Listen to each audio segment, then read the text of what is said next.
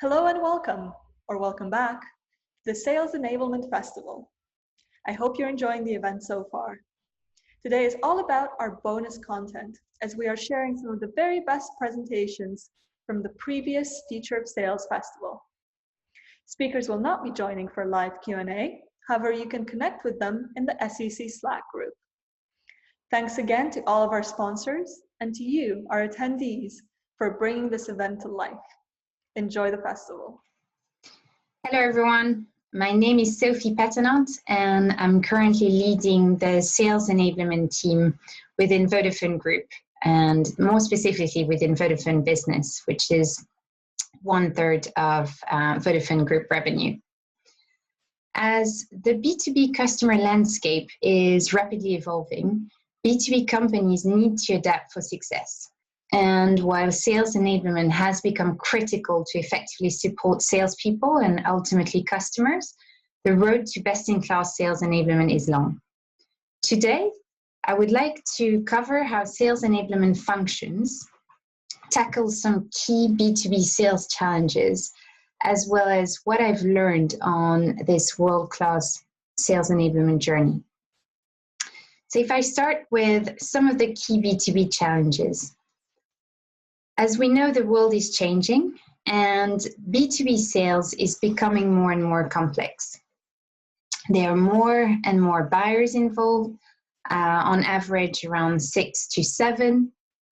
The business is shifting, so technology buyers are now shifting to the business and not to CIO and procurement.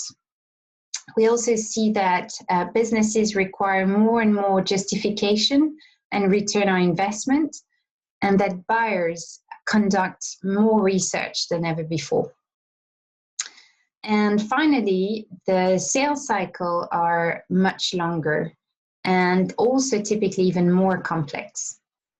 So all of this obviously has an impact on B2B companies that literally need to adapt. And one of the things that they need to do is they look at sales enablement to drive efficiency and effectiveness. Let me start with the effectiveness bit. So what we want to make sure is that ultimately the companies and the sales force have the right skills, especially as the world is evolving. And it's even more critical if we look at the situation right now where they need a new set of competencies as they are selling virtually. But it's also critical in the sales life cycle of a salesperson. So whenever this person is joining the company at onboarding, or whenever it's an experienced professional that would like to develop themselves, or when it's a sales manager. It's also true throughout the buying journey. So we want to make sure that salespeople communicate the right messages to customers and that ultimately they add value. And it's even more important as the buyers are more and more informed, they need to make sure that the message is really targeted to those customers. And then the other area that I mentioned earlier is efficiency. And personally, I find this area the most interesting one. And it's probably a new one compared to what we always hear about sales enablement. It's all around learning, training, but actually efficiency is equally important. And if we look at the stats, on average, salespeople spend around 35 to 40% of their time selling. So obviously the question is, what do they do the rest of the time? And I've tried to categorize this into internal collaboration. So how do they progress with deals with the help of other people, whether they're solution sales, a customer success manager, etc.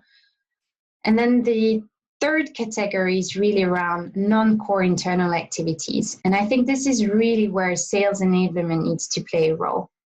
So things like admin, navigating through sales process, trying to find the right information, but also navigating through in tools, in systems, trying to search for the right content or the right information that is, on multiple SharePoints. So I think this is really where sales enablement, again, can play a role, which is providing the right content and the right support at the right time to salespeople. And if we look at both efficiency and effectiveness, obviously, as you know, they are the ones driving productivity, but I don't think there is one that you can prioritize over the other. I think they're both equally important to drive this productivity of a salesperson. So now, looking at the road to best-in-class sales enablement. So what I've done here is I've used a framework to think about it. And although some activities don't have to be done by sales enablement team, they obviously need to be performed somewhere.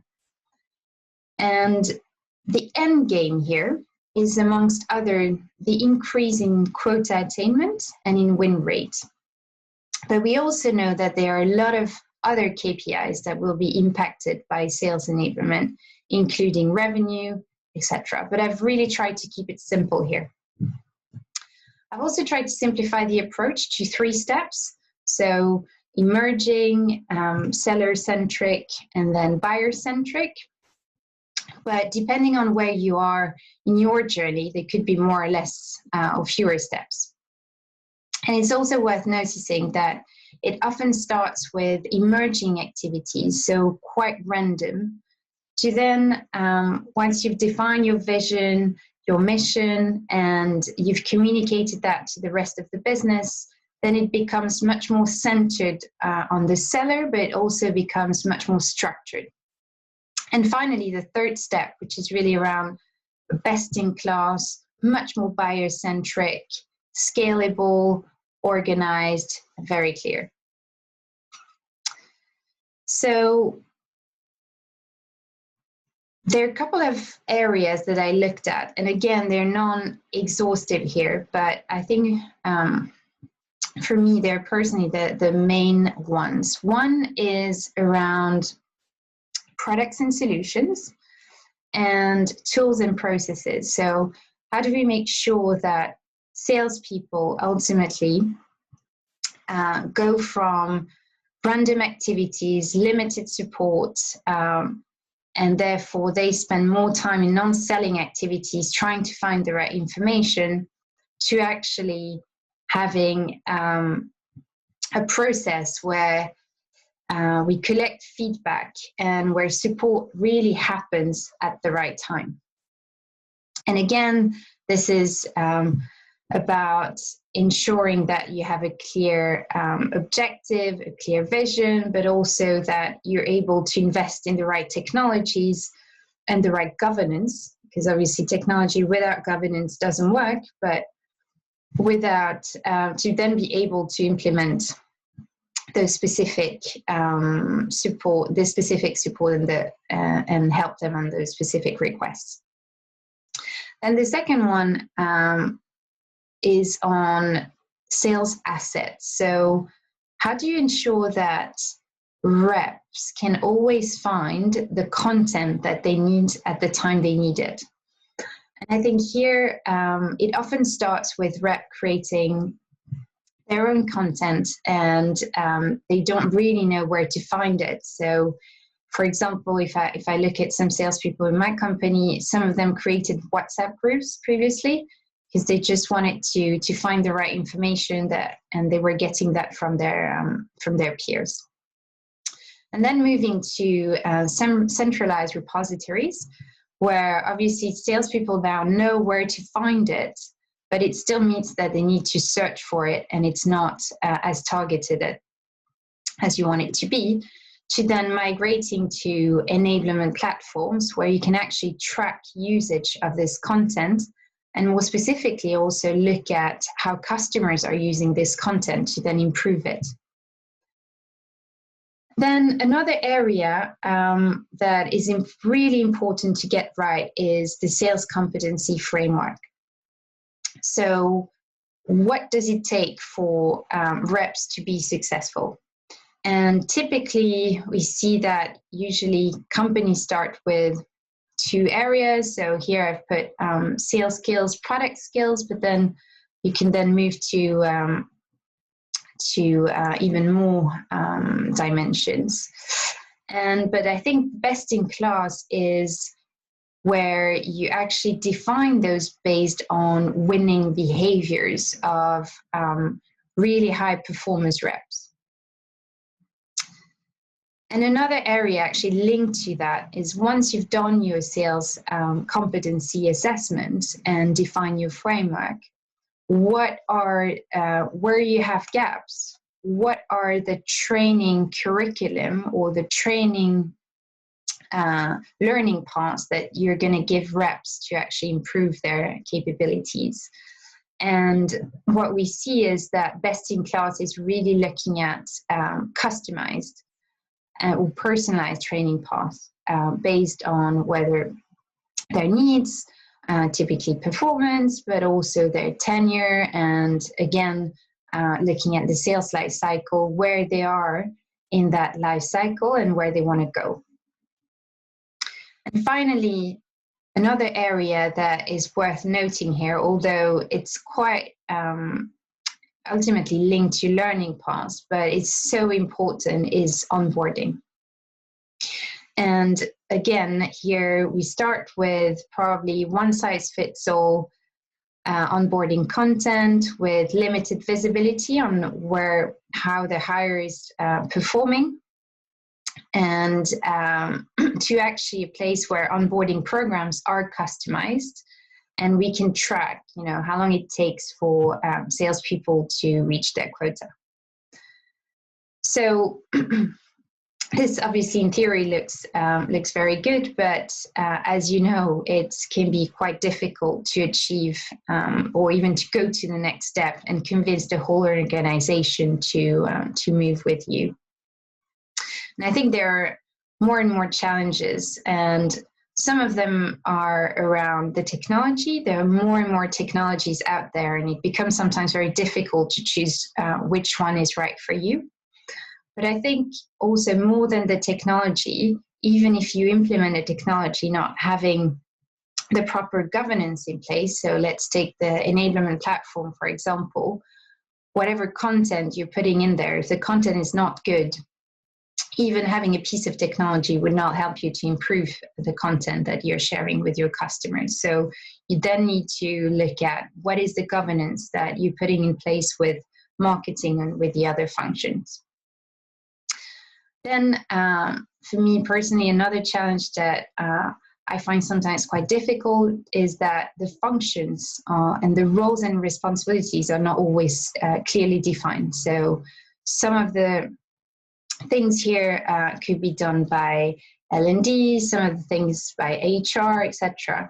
But ultimately, it's fine that all functions collaborate. But where it's difficult is when obviously there is overlap. And then this is just one picture, but as you know, the sales enablement scope can be a lot broader than this. And I think. And it's where I want to end, is I wanted to share some of the things that I learned on this journey and how to be successful. And one of the things is around clarifying roles and responsibilities. So there are lots of teams involved, as I mentioned previously. So we just need to make sure that they're clear on who's doing what. I think the other thing is around as you communicate this vision and what you really want to achieve, is clarifying what are the short-term and the long-term deliverables.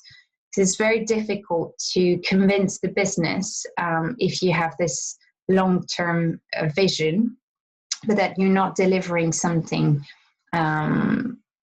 in between. And so I think clarifying really short-term deliverables and also measure them and track them on a regular basis is really, really important for your credibility.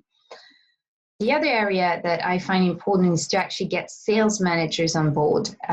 They always and definitely stay your best advocates, and they can also be very loud, which can be a good thing, but sometimes can be quite challenging. And finally, I think getting sales enablement and the whole function closer to sales leadership can really help. So I see that my team moved from a transformation team to a sales team, and ultimately being closer to sales leadership really helps to drive projects. But it also, if you look at the data, it's actually in terms of win rates, this is where we see that the best win rates are performed. So with all of this, I wish you very good luck on your sales enablement journey. Thank you very much.